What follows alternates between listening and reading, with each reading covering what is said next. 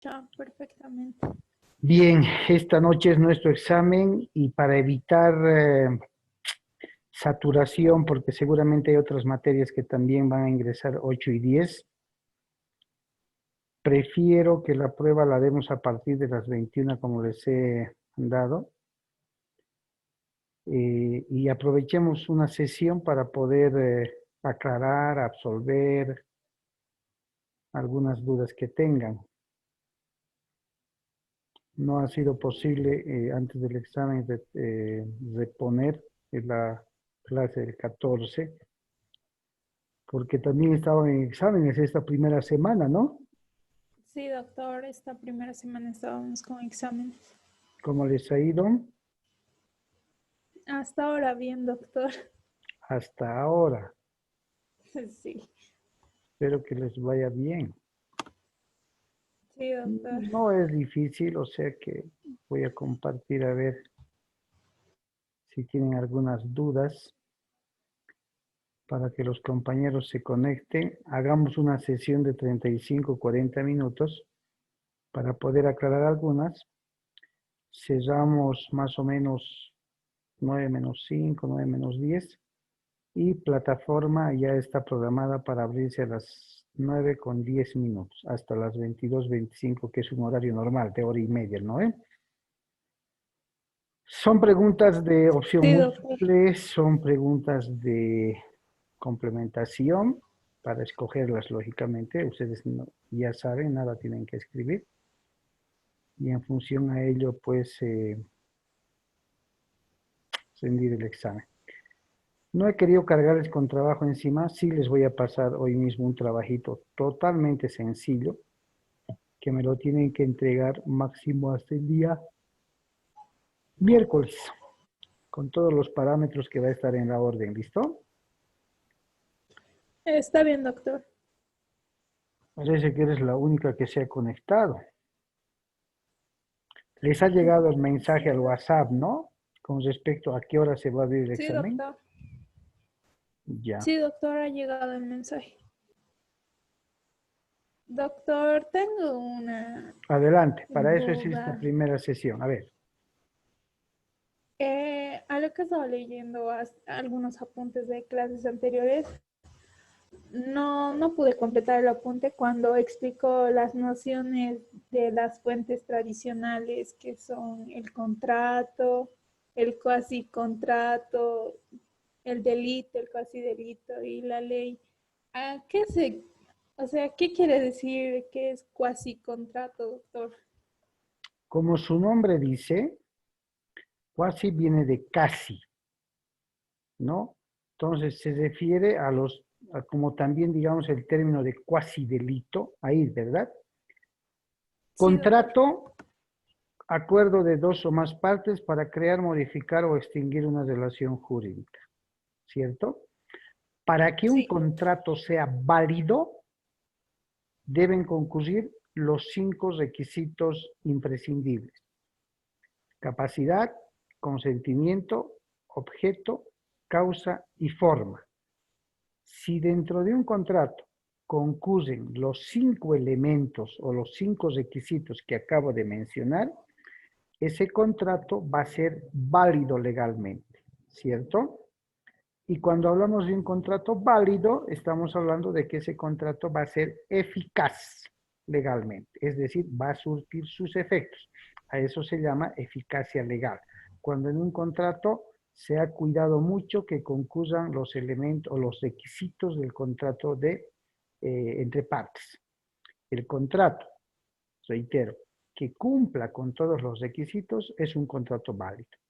El cuasi contrato, viene del derecho romano además, establecía un contrato que se hizo, pero que por alguna razón no pudo ser eficaz legalmente, ¿no ve? Entonces se quedó como cuasi contrato, como una especie de lo que podríamos llamar nosotros como un compromiso que no se cumplió y por tanto el contrato no tuvo efectividad legal. Lo mismo que el delito. ¿Qué es el delito? Es la infracción de una norma de ley o la comisión de un acto tipificado con sanción y pena, ¿cierto? y cuasi delito, algún acto cometido por una persona que casi se convierte en un tipo penal, ¿no ve? Casi, por eso cuasi delito. ¿Por qué las fuentes tradicionales en materia de contratos toman estas fuentes como tal? Porque allá donde pudo haber un posible acuerdo para realizar un acto o negocio jurídico, se tenía la noción de que ese negocio o ese acuerdo más bien podía convertirse en un contrato eficaz. Y esto viene más atrás de lo que ustedes vieron en Introducción al Estudio del Derecho sobre los actos y hechos jurídicos, ¿cierto? Por eso un contrato es una relación, es una verdadera relación jurídica. ¿Por qué? Porque va a tener una consecuencia jurídica, un efecto jurídico. En cambio, un cuasi contrato, en términos claros, vendría a ser, pudo haber sido un contrato, ¿no ve? Casi contratamos, como decimos, ¿no? Casi compramos, me he desanimado o esto ha pasado. Así se puede explicar en términos más claros, Diego. Ah, ya, doctor, gracias. ¿Qué otra duda tienen, chicos? Ahora pregunten antes del examen que se va a abrir a las 21:10 para los que se han conectado. Reitero, para los que se han conectado, tengo en línea a Jocelyn, a Karina. He querido programar el examen, como tenemos 3 periodos seguidos, he querido programar de 21:10 a 22:25 para evitar saturaciones, para evitar problemas. No sé si ustedes en la primera semana de exámenes han tenido algún problema de saturación, no han podido entrar a la plataforma y todo aquello.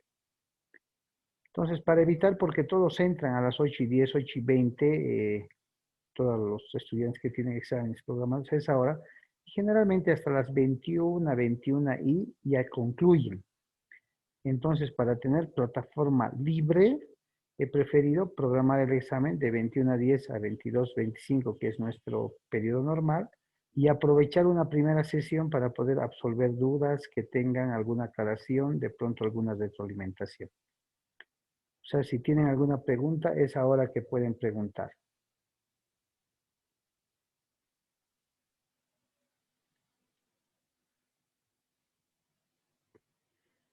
¿No hay dudas, chicos? ¿Está claro?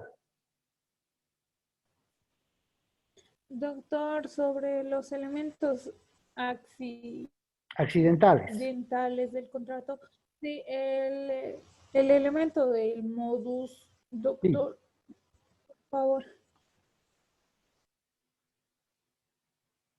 sí, adelante, adelante. Estos de acá. Sí, doctor. Bien. ¿Se acuerdan cuando lo vimos al profesor Messineo desde los requisitos del contrato? Fíjense, el profesor Messineo dijimos en relación a los requisitos, citaba a 7 requisitos que según la doctrina civil debería seguir a criterio del profesor Messineo un contrato.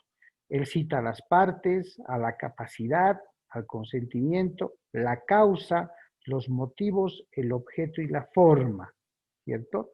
Cada una de estas con su explicación pertinente. Pero nuestro Código Civil, dijimos en el artículo 452, cita a cinco requisitos en materia de contratos civiles. La capacidad, desde ya, el consentimiento, el objeto, la causa y la forma. 5.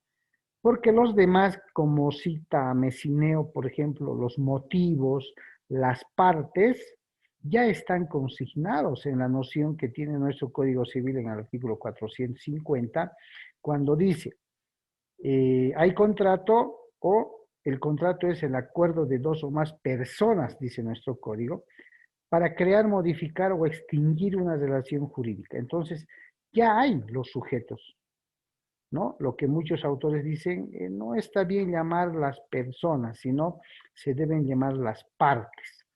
Perfecto, sean personas o sean las partes, son los sujetos del contrato, ¿no? La capacidad, de contratar tiene que ver con la capacidad jurídica, y la capacidad jurídica no es otra cosa que la facultad o potestad que tiene una persona de adquirir derechos y contraer obligaciones. ¿A qué edad se la adquiere? A los 18 años.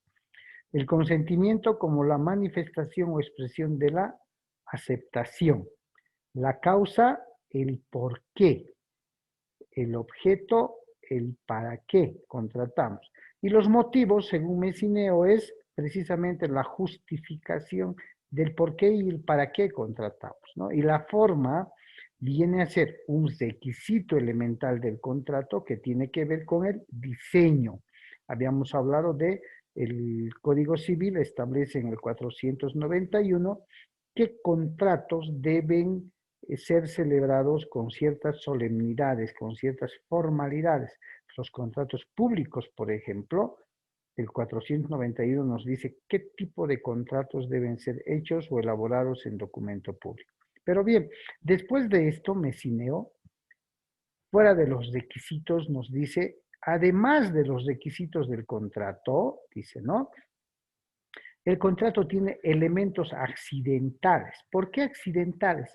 Porque puede que estén en algún contrato y puede que no estén en otros contratos. ¿Ya? Aparecen según la necesidad de cada contrato. Y por eso Messineo les llama elementos accidentales. La condición, que sí también la reconoce nuestro Código Civil, no es otra cosa que el acontecimiento futuro e incierto, que aún no se verifica. Por eso les dije que cuando un contrato se sujeta a condición, su validez y eficacia legal está sujeto al cumplimiento de esa condición, de ese acontecimiento futuro incierto que en su momento no estaba. Estábamos seguros de que se iba o no se iba a hacer. Pero una vez que se cumple la condición, ese contrato adquiere la eficacia legal. El término es lo que conocemos como plazo, es un tiempo cierto. ¿Por qué? Porque sabemos cuándo va a empezar y cuándo va a terminar. Ejemplo, un contrato de préstamo. Yo, acreedor, le presto al deudor la suma de $5,000 por el plazo o término de 6 meses, que empieza hoy, 21 de septiembre, octubre, noviembre, diciembre, enero, febrero, marzo, hasta el 21 de marzo, ¿cierto? Ya no es un acontecimiento incierto, más al contrario, es el momento, el tiempo cierto en el que me tendría que devolver el préstamo que estoy haciendo. El modus, el modus. Para Messineo, el elemento accidental del modus es lo que llamamos, dentro de lo que nos explica nuestro Código Civil, se da en los contratos a título gratuito, ¿ya? Es una presuposición, es un motivo particular importante para que se determine la voluntad en caso de que la condición no haya sido cumplida. Ejemplo, yo hago un contrato como papá de transferencia bajo condición y digo que le transfiero el auto que tengo a mi hija Diana, pero con la condición de que a fin de año me presente su título en provisión nacional o su título de culminación de la universidad, su título de egreso, su certificado de egreso. Entonces, ese contrato de transferencia de vehículo lo estoy sujetando a una condición. ¿Cuándo va a surgir efecto ese contrato de transferencia del vehículo a favor de mi hija? Cuando mi hija a fin de año presente su certificado de egreso, que va a demostrar que ha culminado todo el plan curricular de la universidad. Ahí, ese contrato va a surtir sus efectos jurídicos, va a proceder a la transferencia. Pero, ¿qué ocurriría si mi hija no cumple con esa condición? Ese contrato no va a ser efectivo. A eso se llama cuasicontrato. ¿Ya? A eso se llama cuando no cumple y ese contrato no va a ser eficaz, no va a tener su efecto de transferencia porque la condición no ha sido cumplida, se denomina, dentro de derechos humanos se denomina cuasicontrato. Perfecto. Pero, ¿qué es el modus en ese ejemplo? El papá, cuando firma el contrato de transferencia a su hija, presume que su hija sí va a cumplir. de verdad que quiere transferir el auto, quiere darle el auto, pero no se la quiere poner tan fácil, ¿cierto? Dice Messineo.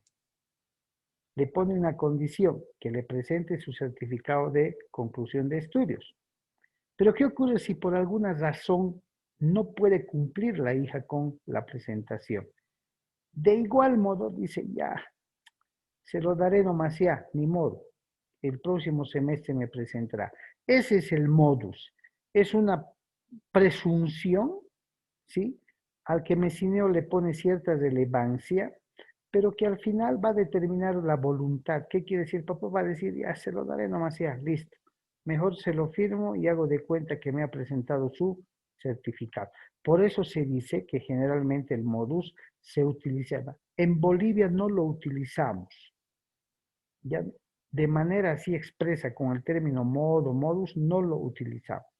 Y generalmente se da en contratos a título gratuito. ¿Cuáles son los contratos a título gratuito? La donación, ¿ya? La donación, el comodato también es un a título gratuito, ya lo vamos a ver en su momento. Esta posición como elemento del modus, chicos, ha sido bastante criticado por otros estudiosos del derecho. En Bolivia especialmente, trabajar en un contrato con modus no lo hacemos. Si utilizamos la condición, perfecto. Si utilizamos el término, claro que sí. Si utilizamos la cláusula penal, también. Y también utilizamos la seña conforme lo vamos a ver más adelante de manera bien precisa. ¿Ya? Pero ese es el modus diario. No sé si me has entendido.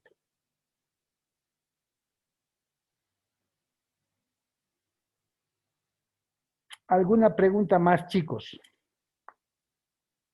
¿Alguna aclaración?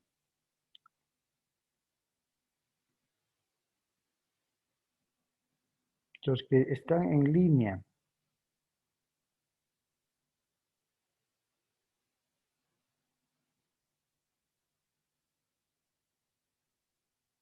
¿Ninguna?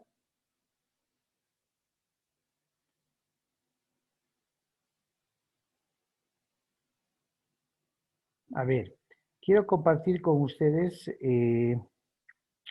un repaso de lo que es la eh, interpretación de los contratos. Y para ello voy a dejar de compartir esta y vamos a irnos con esta.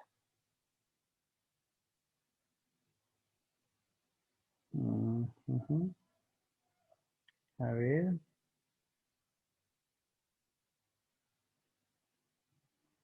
Esta de aquí, si mal no recuerdo, aquí está.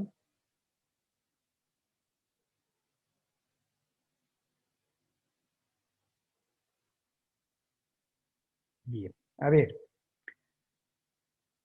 Ustedes conocen perfectamente qué significa interpretar.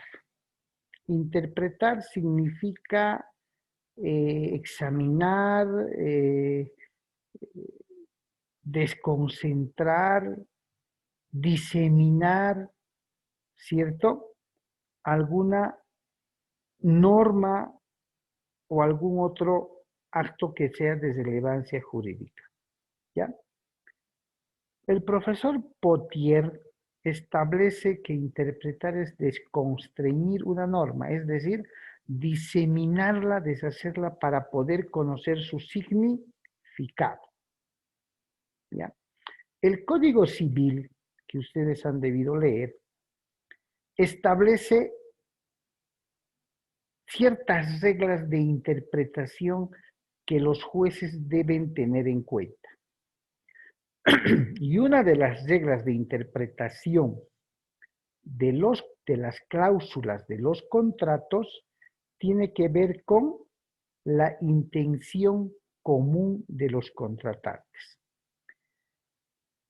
En la práctica real, en la práctica profesional, es muy importante establecer por parte del juez cuando un contrato llega a juicio cumplimiento o por incumplimiento, ¿ya? Averiguar, interpretar cuál ha sido la intención de las partes, cuál ha sido la intención común en un contrato de compra-venta, digamos, cuál ha sido la intención del vendedor, cuál ha sido la intención del comprador. Pero ambas intenciones, ambos intereses deben converger en un punto neutral, que va a ser el objeto del contrato. Por eso el Código Civil dice, en esta primera regla, que en la interpretación de los contratos, artículo 510, se debe averiguar cuál ha sido la intención común de las partes y no limitarse solamente al sentido literal de las palabras. ¿Qué nos está diciendo? Fuera de lo que han escrito en el contrato, que de pronto han podido equivocarse, para interpretar de manera correcta un contrato, se debe averiguar la intención común que han tenido las partes. Algo que es muy importante y se maneja mucho en procesos judiciales cuando uno litiga, es que a momento de averiguar, a momento de interpretar las cláusulas y buscar cuál ha sido la intención común, ¿cierto? Se debe considerar el comportamiento, la conducta de estas partes. ¿Ya? Se debe considerar aquello. ¿Qué quiere decir? Ejemplo, un contrato de compromiso de compra-venta. ¿Ya? Un contrato de compromiso de compra-venta. El comprador ha aceptado la oferta del vendedor en que un lote va a costar $50,000. Y como es un compromiso de compra-venta, ambas partes han pactado en que se vaya pagando a momento de suscribir el compromiso $20,000 y cada 3 meses la suma de $5,000 hasta completar el saldo. Y el vendedor se ha comprometido en ese plazo, mientras se va pagando, a sanear todos los documentos necesarios sobre el referido lote. Si a partir de la firma de ese compromiso de compra-venta, el comprador ha ido pagando de manera puntual, periódica, en el término establecido, los $5,000 cada 3 meses, ¿es un acto de buena fe? ¿Es un acto de responsabilidad? ¿Es un acto de cumplimiento? Sí. Claro que sí. Está cumpliendo. Como quien dice, palabra empeñada, palabra cumplida. Ese comportamiento, esa conducta, el juez se va a fijar a momento de interpretar los contratos. A eso se refiere el párrafo 2. Pero de pronto el vendedor, a partir de la firma del compromiso de compra-venta, no ha movido un solo documento para sanear los papeles. Y recién lo va a hacer a la carrera cuando falte la última cuota. Y de pronto no ha podido hacer, ese contrato va a llegar a juicio, el juez va a evaluar la conducta y el comportamiento de las partes. A eso se refiere, chicos. Entonces, una de las primeras reglas de interpretación es que se debe averiguar la intención común de las partes. Cláusulas ambiguas no hay mucho problema. El nombre ambiguo quiere decir nada claro, impreciso, contradictorio, confuso.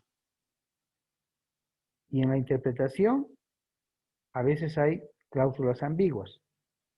Y se llama cláusula ambigua a aquella cuya redacción llama o es susceptible de no darle un sentido preciso, sino aquella que nos puede llamar a interpretar diversos sentidos. A ver, ¿qué ha querido decir esta cláusula? Es bastante confusa, muy ambigua, no es clara. A eso se llama cláusulas ambiguas. Y el juez, a momento de interpretar los contratos, debe darle un sentido en función a la primera regla de interpretación, es decir, averiguar la intención común de las partes. A veces en los contratos se puede usar términos o palabras con diferentes definiciones, ¿no? Nos pueden dar 2 o más definiciones distintas. Cuando ocurra aquello, a momento de interpretar, se debe dar a esas palabras la interpretación según convenga al tema del contrato que se ha suscrito. Jamás debe dársele una interpretación distinta al contrato, al objeto del contrato.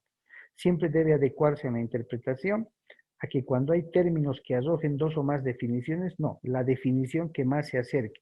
Si es un contrato de venta, entonces a la que se acerque a una compra-venta. Si es un contrato de alquiler, a la que tenga que ver con un contrato de alquiler. A eso se refiere. Hay cláusulas que no es necesario expresarlas en el contrato. ¿Por qué? Porque por los usos y costumbres ya viene revestido en alguna de las cláusulas que contiene el contrato. No es necesario ponerlas con título, quiero decir.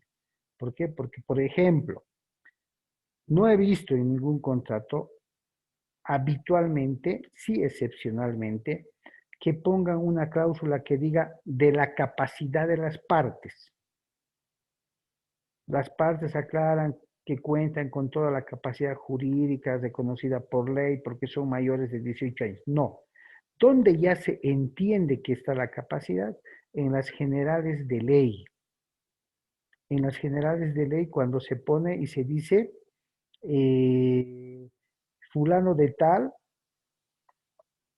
mayor de edad, ojo, mayor de edad, hábil por ley, ¿no?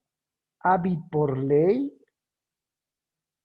con número de carnet número tantos,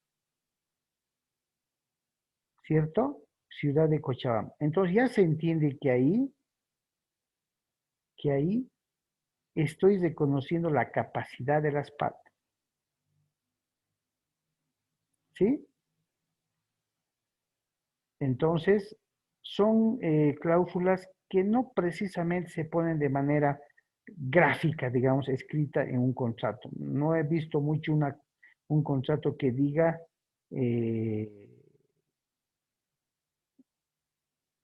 cláusula número 3 de la capacidad de las partes. ¿Ya? No he visto. Entonces, a eso se refiere a las cláusulas de uso no expresadas, porque comúnmente ya se entiende que está ahí lo que se está diciendo. Ahora bien, la interpretación por la totalidad de las cláusulas es lógico que cuando se debe o se va a interpretar un contrato, ¿no? Ese contrato debe interpretarse por medio de todas las cláusulas. Por eso el 514 establece que las cláusulas de un contrato se interpretarán las unas por medio de otras.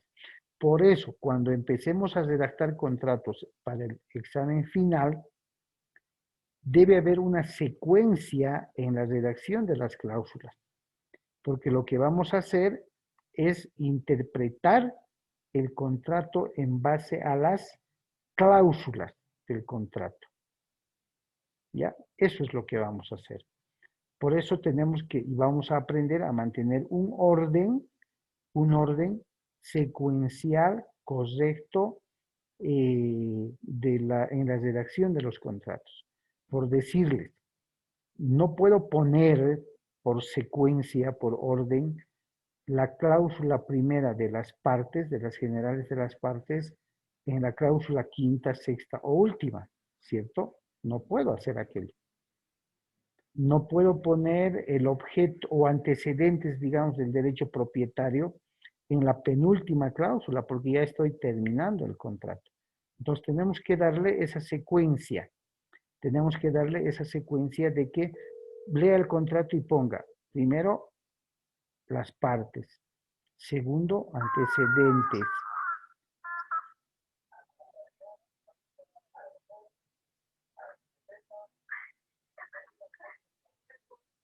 Entonces, pongo las partes y voy a establecer antecedentes del derecho propietario, el objeto del contrato, el valor de la venta, ¿cierto? El saneamiento de los documentos, por así decirlo, si existe algún gravamen, ¿no? Los límites del inmueble y finalmente pondré la aceptación. Entonces, cuando yo tenga que interpretar la totalidad de esos contratos, voy a entender de las partes quiénes son los sujetos, quién es el vendedor, quién es el comprador. Voy a entender los antecedentes del derecho propietario allá.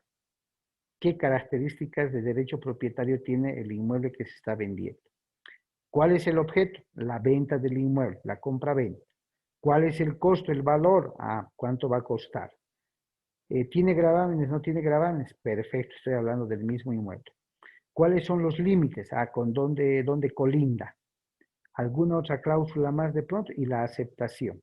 Eso me va a dar lugar a que yo pueda entender el contrato y lo voy a interpretar cláusula por cláusula porque va a haber una secuencia correcta.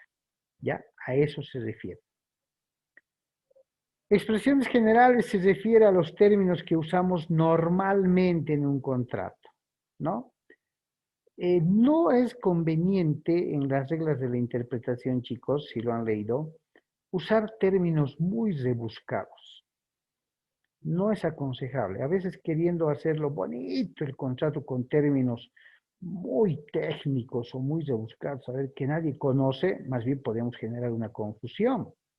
Por ejemplo, a ver, de los que están, algunos colegas utilizan términos no extraños, pero bastante técnicos, digamos, a ver si han visto, a ver, ¿alguien sabe qué significa, digamos, óbice? ¿Alguien podría decirme?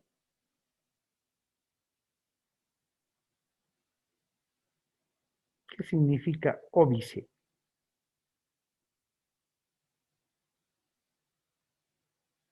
¿Nadie ha escuchado ese término? Darwin, ¿Cómo, doctor? óbice, ¿qué significa óbice? No, doctor, nunca he escuchado. A ver, Pero no sé, para mí tiene que ver algo con omitir, no sé. No, pero no, nunca he escuchado. ¿verdad? Entonces, ¿qué necesidad hay, por ejemplo, utilizar el término óbice en un contrato? Óbice es sinónimo de obstáculo, de impedimento, digamos. Es mejor poner no existiendo obstáculo o impedimento alguno para la celebración del primer contrato. Otros, por ser muy adornistas, le ponen, ¿no? No existiendo óbice alguno, óbice, ¿qué es ahora óbice, no? A ver, tráiganme un diccionario para poder ver y poder firmar. Entonces es mejor utilizar términos claros, es mejor utilizar términos de fácil comprensión, ¿cierto? A eso se refiere. Ahora expresiones generales, ¿no? Que se usan en los contratos, que son más o menos comunes. Lo aconsejable, y lo vamos a ver más adelante cuando estemos redactando contratos, es utilizar términos claros, que todos entendamos, pero teniendo cuidado de que no sean términos o palabras que llamen a más de una interpretación, ¿no? A más de un concepto, quiero decir, de una definición. Es mejor ser precisos, claros en el contrato. No por hacer un contrato de 10 o 20 hojas, ese contrato es mejor. ¿Ya? No es así. Las referencias explicativas en la interpretación tienen que ver que se puede explicar algún concepto que se puede haber citado en el contrato, ¿no? Por ejemplo, se utiliza términos como existiendo un gravamen consistente en una hipoteca sobre el inmueble por la suma de $100,000 a favor del banco BNB. Es decir, ponemos, ¿no ve? En el momento que ponemos es decir, estamos explicando lo que acabamos de mencionar. Es decir, le podemos poner que el inmueble que se está transfiriendo a favor del comprador tiene registrado en derechos reales una hipoteca por concepto de un préstamo que el vendedor sacó del BNB para ¿no? A eso se refieren las referencias explicativas. A veces es bueno hacerlo, a veces tampoco es redundar mucho. Ya a eso se refiere. Puede citarse, puede citarse. ¿Ya? Pero dependiendo de la situación que ya la vamos a ir aprendiendo poco a poco. Ahora, fíjense, el 517, por así decirlo, es muy importante. Sentido menos gravoso, menos grave quiere decir, y sentido que importa mayor reciprocidad. ¿Ya? En caso de duda, fíjense, en caso de duda, el contrato a título gratuito, está hablando del contrato a título gratuito, debe ser interpretado en el sentido menos gravoso para el obligado. Es decir, que si el contrato a título gratuito, esto solo funciona en los contratos a título gratuito, hablemos por excelencia de la donación. Dice, en caso de que algún término, alguna cláusula genere duda dentro de un contrato a título gratuito, la interpretación que se haga de esta cláusula debe hacerse en el sentido menos grave, menos complicado para el obligado, es decir, para el que tiene la obligación de cumplir algún contrato. Pero en el contrato a título oneroso, oneroso ustedes saben quiere decir costoso, donde interviene dinero, debe hacerse la interpretación en el sentido que importe la armonización equitativa, es decir, buscar un equilibrio, tratando de no perjudicar a nadie. Curioso, ¿no? O sea, se va a interpretar en el sentido menos grave cuando se trate de contratos a título gratuito. Y se va a interpretar con mayor reciprocidad en los contratos a título oneroso, buscando siempre un equilibrio. ¿Ya? Después lo otro son rellenos de los contratos que los vamos a ver, por eso es que son 6 artículos, creo. Y básicamente, chicos, esa es la parte que de pasada la vimos, después nos cogió el feriado. Bien, estamos a 5 minutos de terminar esta primera sesión que la he querido dedicar para absolver algunas dudas. No sé si alguien tiene alguna duda. A las 21:10, conforme dice el mensaje de WhatsApp, se abre el examen del primer parcial en plataforma Moodle. ¿Ya? Y está programado hasta las 22:25. Reitero para los que no estaban, esto con el fin de evitar saturación. No sé si han tenido problemas la anterior semana en los exámenes de saturación, creo que no podían entrar en algunas materias o algo así. No sé si ustedes han tenido algún problema. ¿Alguien tiene alguna duda, alguna inquietud? Doctor, una consulta. Los que no hemos presentado trabajos, ¿hay posibilidad de que podamos presentar algún trabajo para aumentar un poco? Precisamente mientras ustedes estén dando su examen, yo les voy a enviar, les decía a los que se conectaron al principio, les voy a enviar un pequeño trabajito para reforzar precisamente eso, Karina. Eso me lo van a presentar hasta el día miércoles. Lean muy bien las instrucciones, no es un trabajo de hojas, no me gustan los trabajos ampulosos porque tienden más a copiar, ¿cierto? En el trabajito que les voy a mandar en Word, que es una hojita con todas las indicaciones, pues léanla bien por favor, me hacen el trabajito, ahí está el correo donde me lo tienen que mandar, el correo electrónico, y me lo mandan hasta el día miércoles, porque yo jueves sí o sí debo pasar notas. ¿Listo? Ok, doctor, gracias. ¿Listo? Les voy a pasar, mientras ustedes estén rindiendo el examen, al grupo de WhatsApp les voy a pasar el trabajito, no hay problema. Bien, chicos, ¿alguna duda? Por favor, les recomiendo, lean bien cada pregunta. El examen es sencillísimo, es lo que hemos hablado en clase en la primera parte. Lean bien la pregunta, hay preguntas de opción múltiple, una sola respuesta correcta. Hay preguntas de complementación, una sola palabra correcta. Ustedes no tienen que escribir nada, simplemente seleccionar la palabra correcta. Y hay preguntas de emparejamiento, ¿cierto? Deben emparejar en base a la pregunta la respuesta correcta. Entonces, lean bien, por favor, cada pregunta. El examen está programado para que dure de 21:10 a 22:25. ¿Ya? Cualquier cosa yo voy a estar monitoreando vía grupo WhatsApp. Cualquier cosa, no se desesperen, por favor. si a la primera no entran a plataforma, ya vuelvan a salir, vuelvan a entrar. Entonces, yo estimo que para las 9 de la noche ya la plataforma va a estar menos cargada, que tiene que ver con muchos factores, ustedes saben, la misma red de internet. El otro día hubo un problema el primer día de examen en el centro con la señal, o sea que cayó toda la señal, o sea, difícil. Algunos que entraron sin problema y todo aquello. ¿Listo?